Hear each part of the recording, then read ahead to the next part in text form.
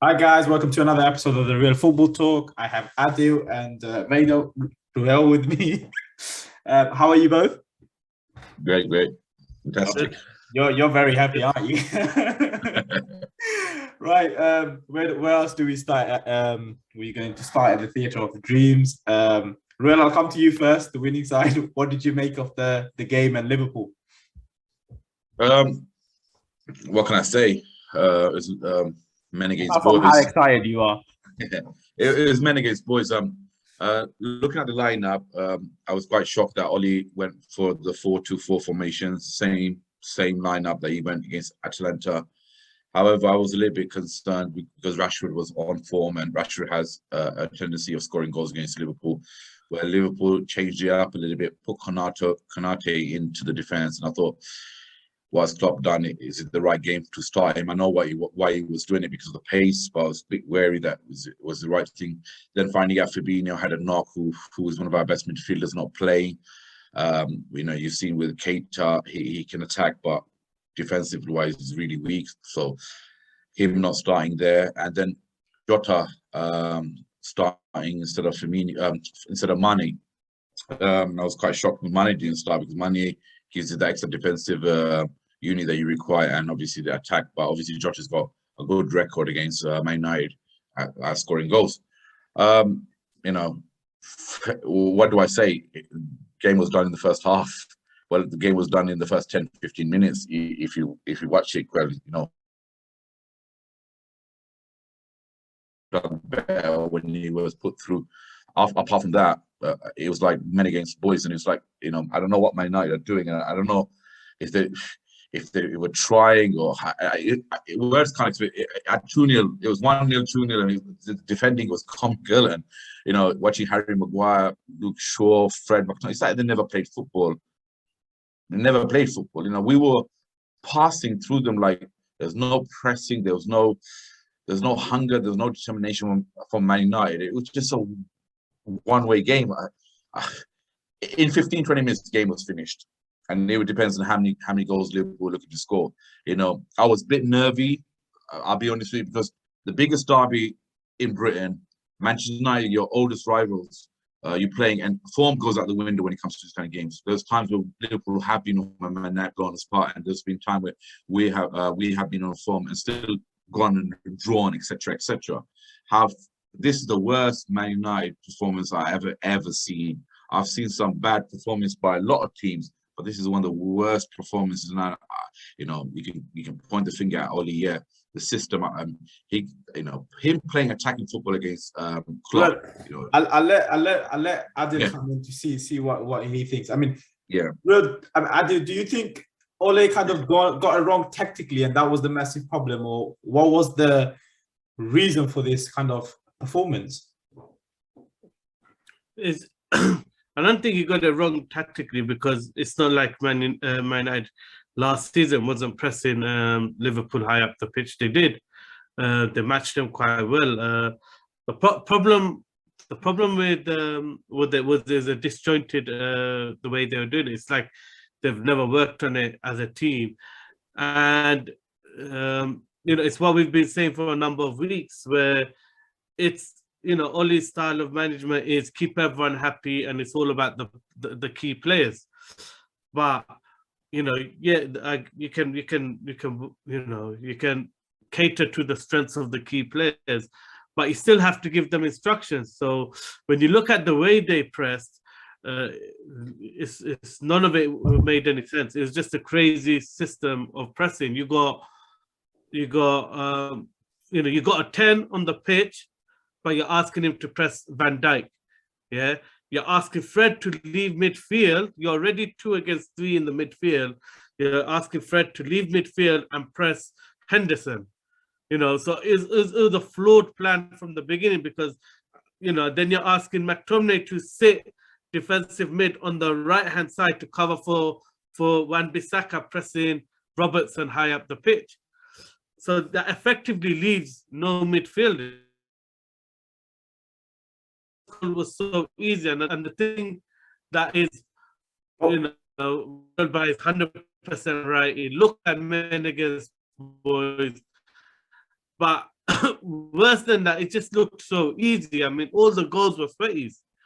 Everything was, and the saddest part of it is, it actually felt like Liverpool never went out of first gear. They play at derby intensity. I mean, it felt so easy, and that's the problem with it. It was, I think why were they so why were they so fixated with pressing Van Dijk or Wan-Bissaka to go press on Robertson?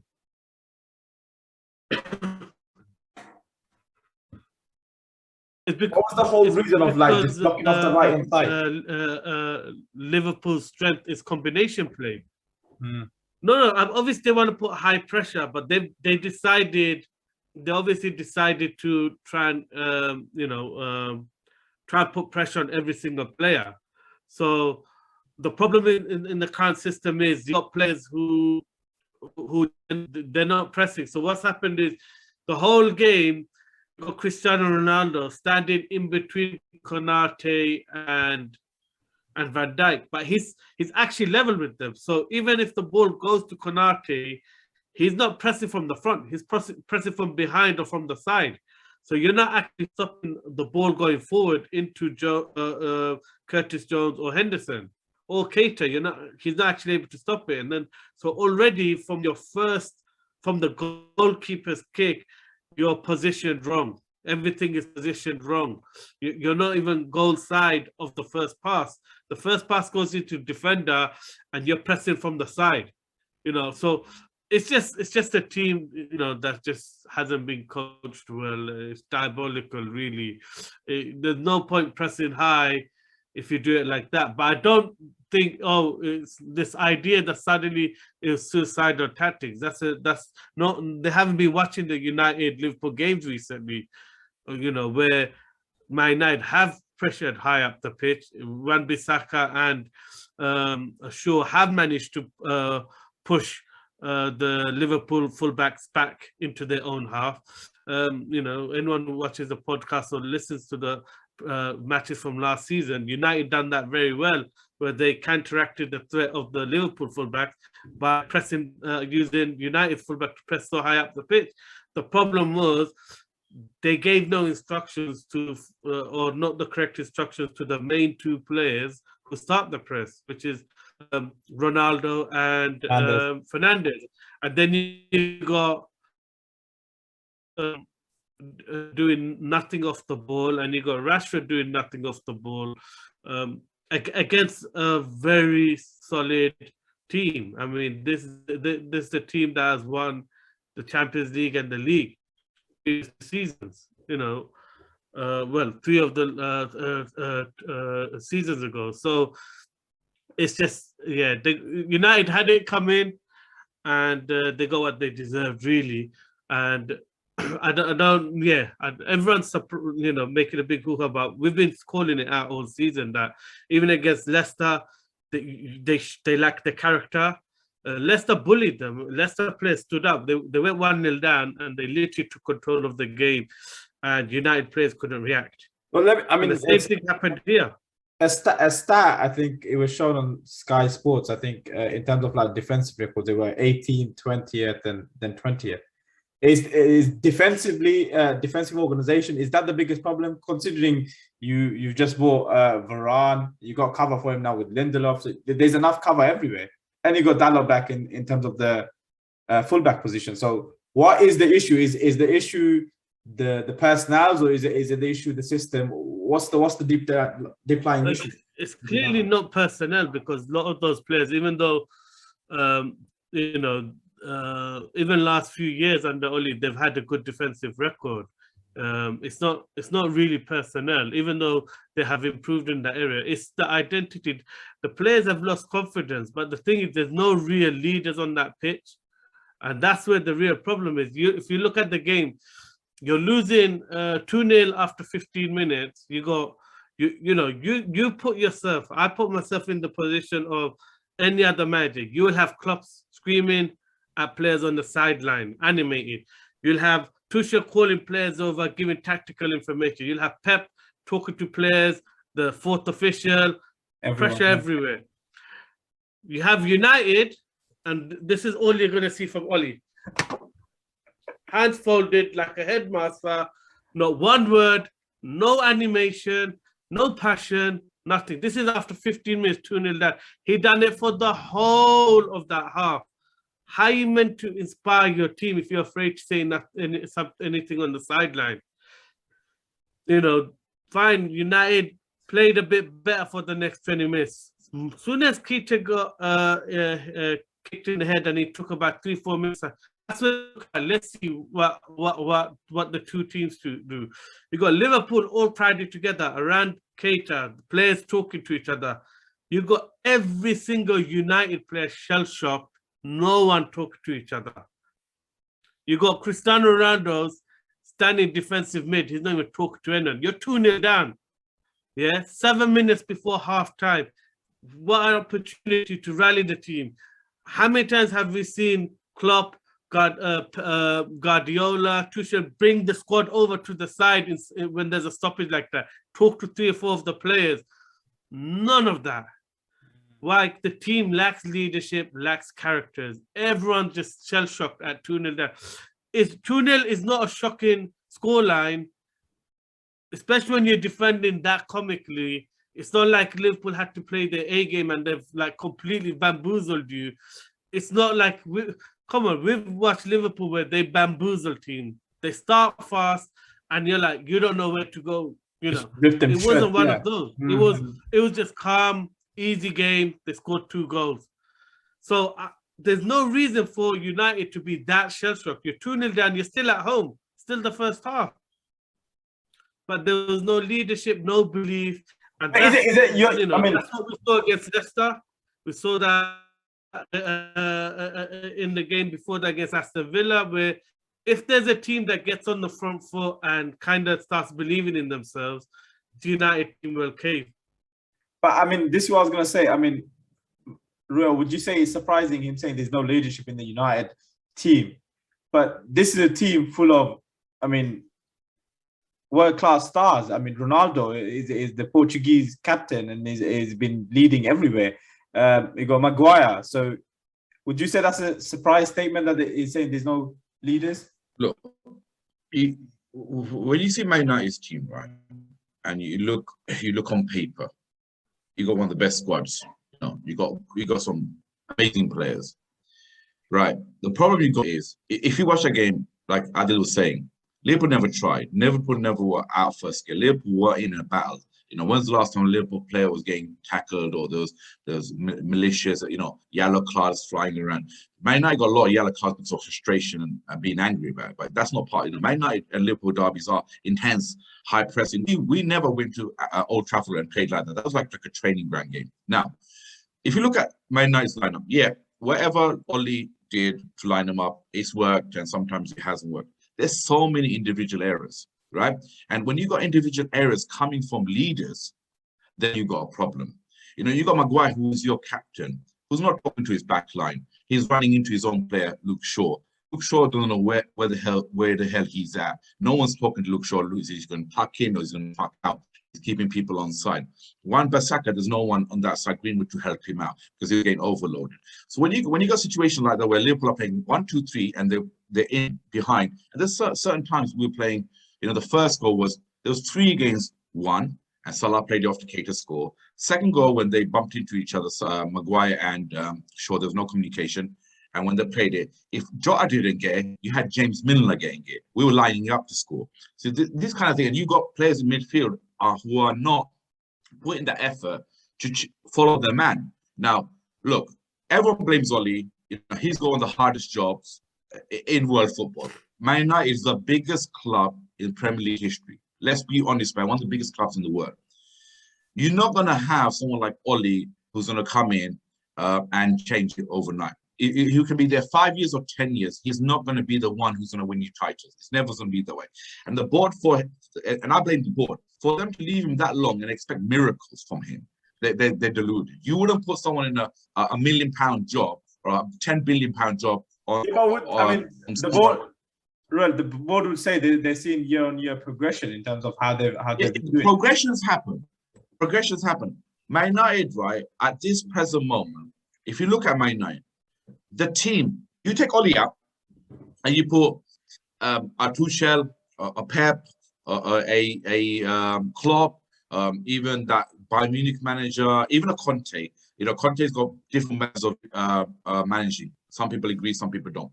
You will get results. The problem you got is the players are not playing for Oli. If you look at it closely, right, Maguire, he's a captain. If you watched his press conference at the end of the game, you know, if he was my captain, I'll be. I'm not heard any Man United fans talk about Maguire. He came here because I didn't want to be here, but I had to be here. You're the captain, man. You take responsibility. You know, when you talk about leadership, captaincy, Ronaldo, the incident with you know, that happened with Curtis Jones. Yes, I was annoyed at Ronaldo, but it shows that he's angry, he's losing, he's got passion. I don't see that from any other Man United player. But even in that incident, it showed exactly what's wrong with United. Yeah, he showed a bit of heart frustration. The whole Liverpool team came over and started pushing. Only one player came to protect Ronaldo Fernandes. Right. Only one player. Yeah. What kind of joke is that? This is a derby. You're going to expect to see things like that.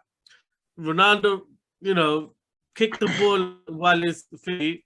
A bit of, you know, unsportsmanship. Let him have some. Exactly what you expect from derby. Yeah. Exactly what you want to see. Yeah. And then what happens? Every player of Liverpool is pushing Ronaldo. He walks off. Fernandes is the only one showing a bit of thingy. And that's only because that's his bloody Portuguese best mate. If it was anyone else, he'll be sulking at the referee for the rest of the game. Yeah. That's the thing. You got Harry Maguire, sure, they play every single game together for United and for England. For England, you look at the reaction for the first two goals. They didn't even talk to each other. They just flap their arms. If you can't even tell off someone you play every single game, what are you doing? Why are you 10 yards behind the play? Keeping everyone on side. Or whatever the problem is. You know, or so say, Maguire, why did you disappear into no man's land when I've got two men on me? At least speak. All of them just do is flap their hands. Every single player, you got Fred doing it, you got Cristiano doing it, you got Fernandes doing it. It's the flap hands team. They just love shrugging their shoulders and flapping their hands. Do you think the board's going to make a decision on Ole? Is he going to go, or do you think they're going to give him a couple more games? They're going to give him the run, and you know they're going to. I don't know. What, you know, you're better off letting him go through this tough run, and if you do need to get another manager in, you know, the new manager won't be under pressure straight away by losing a few big games. So this ain't the right time to move. But the writing's definitely on the wall. I don't see how Oli is going to come back from this. I mean, Ruel, you're right. The players are definitely not playing for him. They're not.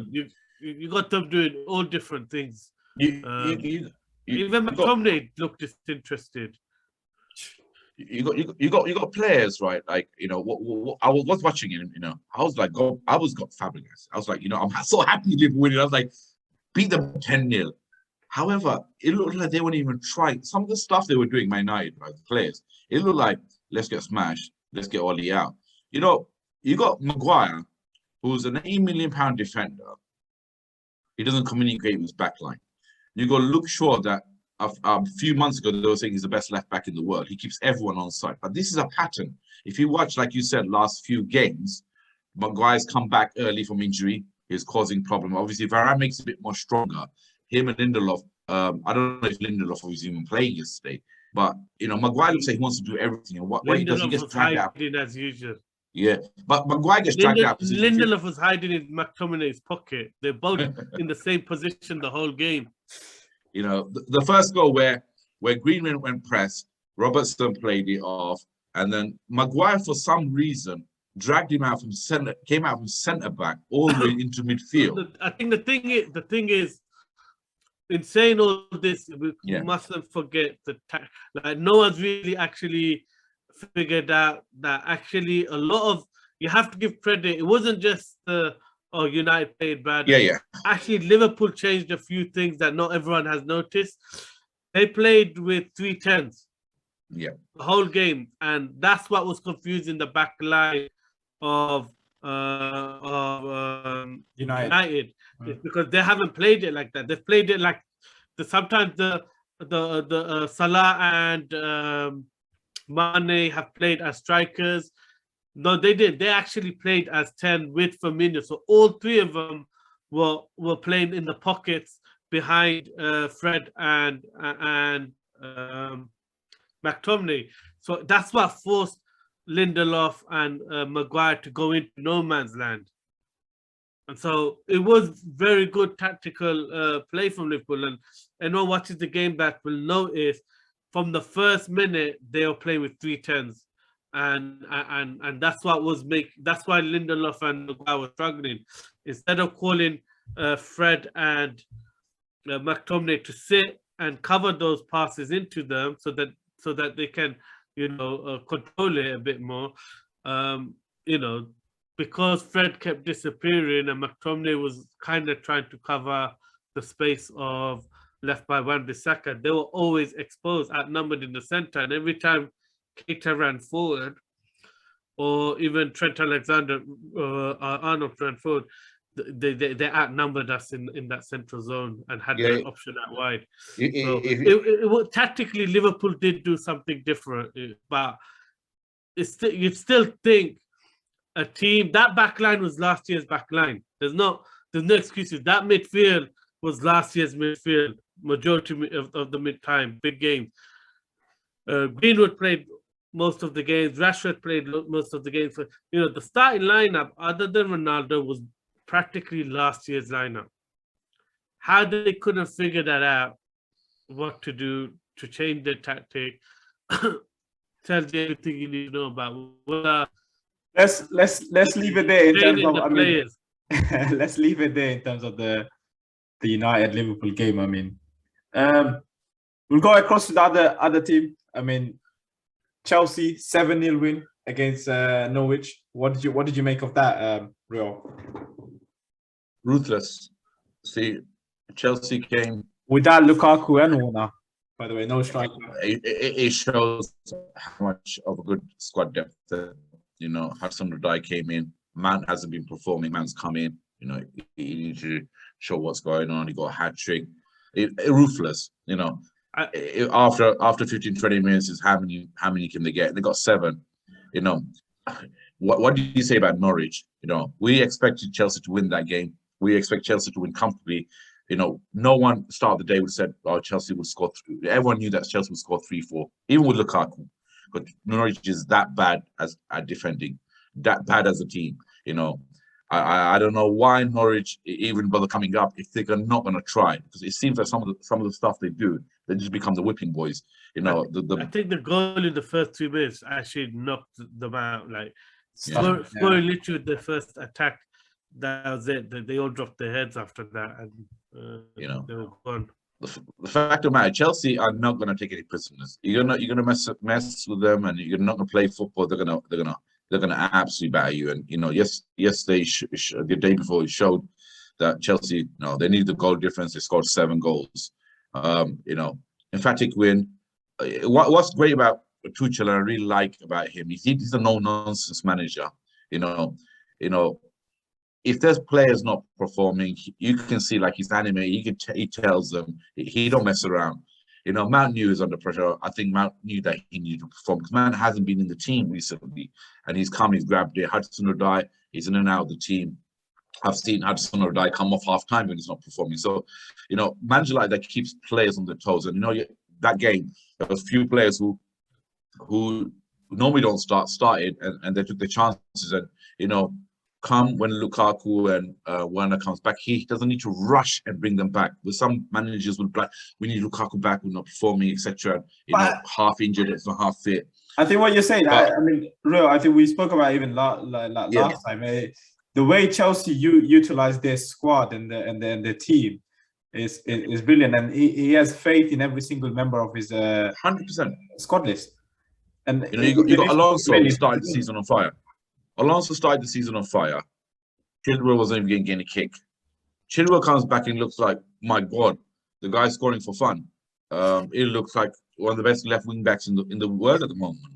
The way he's Same playing, with James. but yeah, and then Same Reece with James. James. You know, these two are scoring goals. They're scoring goals and they're assisting. You know, the game has improved, and this is what a good manager, a good coach does. It improves them and takes them to a different level. And you know, it's all good for England. You know, if Tuchel carries on, Man improving, James improving, Chidwell improving. You know, how many times have you seen? This is what crazy. This is what I said to my nephew Shad, who's a very big Chelsea fan, right? How many times do you see Chelsea change the back three? You know, he does. He plays Marlon Sarr. He plays what's the other guy? They got Yeah, Thiago Silva, Christensen, Rudiger, Thiago Silva, Christensen. Rudiger. yeah. So yeah, he plays, and all of them know exactly what they need to do. All six of them. Whoever plays knows what to do. But I think the biggest improvement, I don't know if you agree or disagree with me, is Mendy. He's upped his game this season, and I think he is at this current form. He is the best goalkeeper in the world. Even when they were 3-0 up and Norwich went through, you know, other keepers were like, oh, you know what? If they score, it's 3-3. But even Ben, his slide tackling, and you see the passion come out of him for him saving. It means that he wants to keep clean sheet. And at the moment, he's very undervalued. You know, I can't believe he's not in the Ballon d'Or listing, but the guy is phenomenal. And the game they found their new patch. Like against Brentford, Mendy won them the game. And in the future, if they win the league, they can go back and look back and say, you know what, that Brentford game was the key game. That performed by him. You know, when you need someone to stand out, you know, we have 11 players on the pitch, 10 players on the pitch that we talk about Lukaku, we talk about Werner, we talk about in Man United, we talk about different players. And when it comes to a goalkeeper performing like that, and he stands there, he's done his part. I think Chelsea are going to be up there. I think Chelsea are going to be up there in all competitions. You know, it's scary because, you know, Tuchel's got them playing. Even when they play bad, they win. And when they play good, they're absolutely thumping teams. And, you know, Kante is getting rested, Jorginho's getting rested, and they're rotating the team slowly too. So I think it's good news for Chelsea fans. I think something special is going to happen. And I think they will win some sort of major trophy this year. If it's not the Premier League, it might even be the Champions League because they've got the team to do it. I mean, Adi, what do you make of his comment to Hudson-Odoi? I mean, the report, I asked him about how Hudson-Odoi is not getting the chance, and he's got the chance, and he showed 2 goals.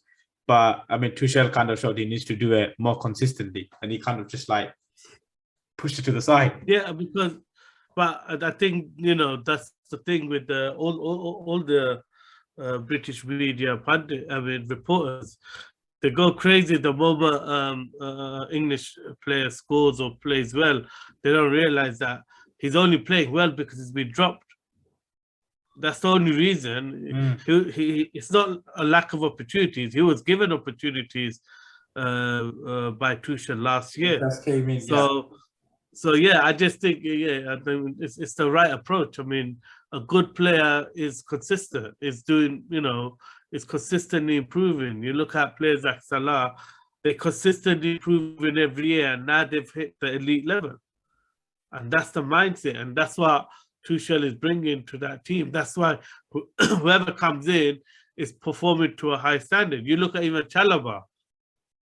Yeah, you know, he's struggling Chalobah. with Huddersfield last season. Yeah, Chalobah's brilliant. And now he looks like, you know, they're not missing Kurt Zuma one bit. Yeah. Even off cheek. Everyone's saying, oh, could they? He looks just as good. It looks like a good enough squad player to replace him. So Tuchel's training is definitely, you know, one of the best. Every player is performing. I can't think of a player that is really playing bad. Maybe only one, Ross Barkley. That's about it. Ross Barkley, even look at Loftus-Cheek. Brilliant. I watched him against Brentford. And he played CDM the whole game, you know, and played also. Loftus-Cheek's brilliant. Adi, I'll come to you then. I mean, Chelsea look really good for the league. Man City, another brilliant performance, 4-1 away against like Brighton, who's been in scintillating form in the Premier League this season. Yeah, the way City started that game was just unbelievable, man. I mean, that first half, they're hitting a level of football that is, is so consistent, it's so good, and they've, inadvertently they've found the perfect guy to play the first nine, because Foden brings a lot more than Torres. Because when they play with when they play with Torres I up think you're top, gonna say Fernando Torres. he plays like a nine, where always looking to get play on the shoulder, and he's like the Aguero style, fox in the box, penalty box predator. The ball goes in the cross, excellent reading the crosses.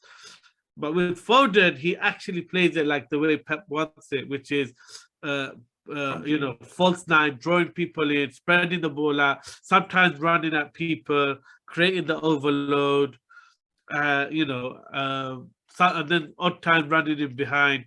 So he's playing it in a more complete way, and I think that's why suddenly they've clicked into another gear in the way their performances are.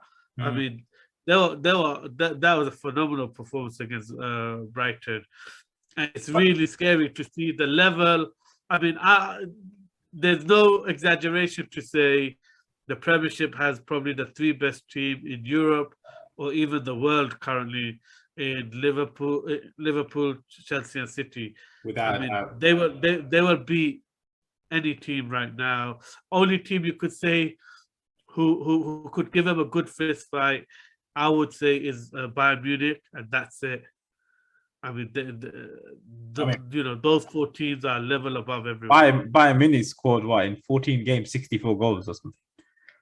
Everyone knew that. Under Nagelsmann, everyone knew they're going to be a free scoring team. They'll score loads of goals. Because, Nagelsmann was scoring ridiculous amounts of goals with Hoffenheim and Leipzig. So now he's got games, bro, 64 goals. It's like, yeah. That's football manager stuff. Exactly. It's crazy. So yeah, I mean, it's you have to rate the performances of everyone, and it's last year's guys who are unhappy that are driving it. That's what he called good management. Everyone says, "Oh, you have to always buy." No, you don't. Sometimes you have to drop players, make them part of your the backups, and then give them the chance to be first choice, and that kicks everyone up the backside. Now you look, Gabriel Jesus, bench player last season. Silva. Yeah, but now what? They're the main guys. Even Rodri was dropped towards the end. Yeah. And now look, I mean, Rodri, no one's talking about. He's playing phenomenal in that defensive mid position. He's mopping up, sweeping up everything right now. So this on extremely good form, and yeah. Brian did well to come back in the second half. No, Brian gave it a go, but you could also see, that City kind of dropped off their level a little bit, and that's the sign of a good team. Yeah. As soon as they scored the penalty, the rest of the game was all City again. So there's levels, man. City look phenomenal. Chelsea looking good. Liverpool look like they're back to the best. I think it'll be a fascinating Premier League title run this year. And the best thing about it is the formations are all different, philosophies are different, the styles in which they are practically different. It's going to be amazing to see which one comes out, and they're all masterminds and geniuses at the pinnacle of the game. They've all won titles, so all the players have winning mentality. Like, we won't ever see a Prem stronger than this. I think. Wait. Let me ask this. Who's favorite at the moment? I'm just going to stick to what I said at the start of the season, which was Chelsea, and that was before they brought Lukaku. I said that, so I'm going to stick to that. Listen, I want Liverpool to win the league, and no. Simple answer. No.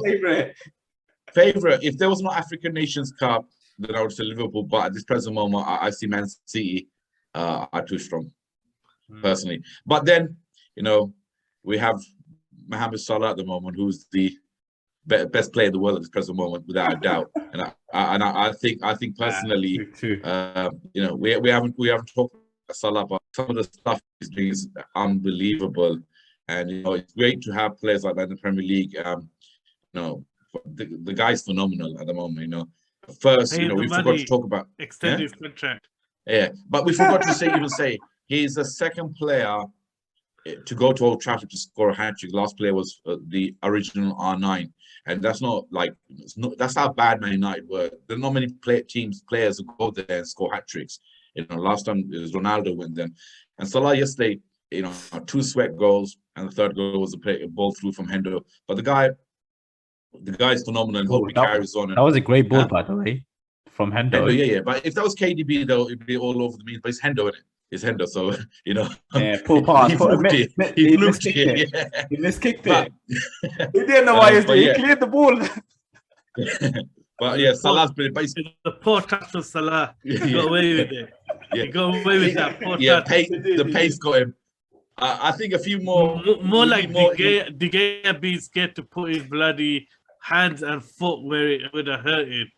But yeah, it's great to see that. And I think you know, the Premier League have got the best players, you know, and you know, like Adil said, I think the 3 English team will go quite far in Europe too, and the Premier League is going to be fascinating.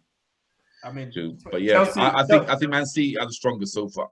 Chelsea 22 points, Liverpool 21, Man City on 20, with Liverpool haven't lost a game yet. So yeah, I think by December the 3 will break away, and there will be a gap between 3rd and 4th. The thing is, they're all rotating their squads and their players this season, so it's going to go down to the wire. They all have the squad now, though, as well. So that's the main other thing as well. Yeah, but even like last year, there was always that Christian does Klopp trust his squad, he did the previous 2 seasons. But I think that helps him realize now. Normally, Pep takes a bit longer before he starts rotating a bit more, but now he's just doing it from the off. Every game. Tuchel has always rotated every game, so that's not really. You have to. I think the intensity and the physicality of the Premier League. I know they get paid a lot and they're physically built. I think amount of games we're playing, and you know, like Spanish teams, they get like if they got a European game, they get a weekend off. English teams don't for some reason. The FA needs to look at it too. No, but they're in 3 weeks. They're in 3 weeks. Yeah. So you know, the other thing is the international fixture is a bit more condensed because they're catching up from missed fixtures from last season, so you have to definitely rotate more than even usual, and those 2 managers have recognized that. And then you got, you know, only playing players early back from injury. For those of you who play fantasy league, you must hate this international break, but yeah. He messes me up. He always does, man. But Adil, Real, thank you very much for coming on. For those of you watching, thank you for watching. I mean, don't have really time for go through the rest of the team, but yeah, thank you both for coming on. And thank you. Surprised you didn't mention Arsenal back in the top half of the table, getting a consistent run going. We might just make the top 10. We're competing, you know. We have the relegation battle, one step at a time. Thank you, man. See you later. Thank you, guys.